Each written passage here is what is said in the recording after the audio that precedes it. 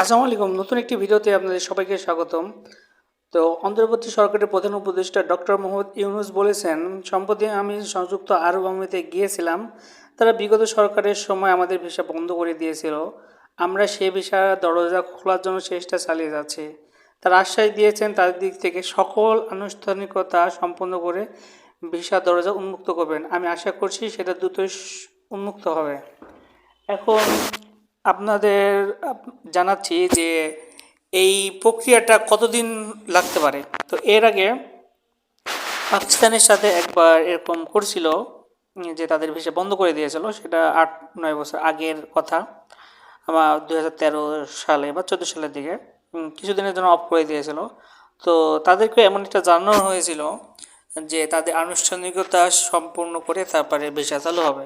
তো সেই সময় কিন্তু 2 থেকে 3 মাস সময় লাগছিল। সো আমরা ধারণা করতে পারি যে যদি সর্বোচ্চ বেশি সময় লাগে তাহলে 2 থেকে 3 মাস, আর সর্বোচ্চ কম সময়ের মধ্যে যদি সময় হয় তাহলে 2 থেকে 3 সপ্তাহ। তো আমরা খুবই আশাবাদী যে 2 থেকে 3 সপ্তাহ মানে হচ্ছে যে এপ্রিলের 15 তারিখ থেকে আমরা হয়তো ভিসা চালুর এই খবরটা আমরা শুনতে পাবো, এবং আমাদের যে কাঙ্ক্ষিত যে আরব আমিরাতের ভিসা, সেই ভিসাটা চালু হবে।